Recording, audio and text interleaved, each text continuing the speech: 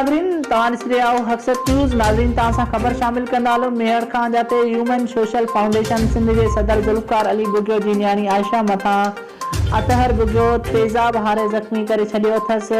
Human social foundation सदर थाणे ते FIR दाख़िल कराइण लाइ पहुतो त SHO अमानुल्लाह चन्ना जे बदकलामियुनि जी मुज़बत कयूं था। SSP दादू ऐं IG सिंध नोटिस वठे ज़ुल्फ़कार अली भुॻियो सां इंसाफ़ कयो वञे। इंसाफ़ न थियो त सॼी सिंध में ह्यूमन सोशल फाउंडेशन तरफ़ां हड़ताल कई वेंदी। पारां ह्यूमन सोशल फाउंडेशन यूनिट आगमाणी सदर उबैदुल्ला लाठी ऐं समूरो सिंध पारां मुतालबो था करियूं त जवाबदार जी मथां कार्रवाई कई वञे। IG सिंध मुश्ताक अहमद महर हिन ॻाल्हि जो नोटिस वठे SHO अमानुल्लाह चन्ना खे नौकरीअ खां बरतरफ़ कयो वञे। ॿी सूरत में पूरी सिंध में पुरअमन एहतजाज कंदासीं। रिपोर्ट कर रहा है फराज़ अहमद लाखीर, हक़सत न्यूज़।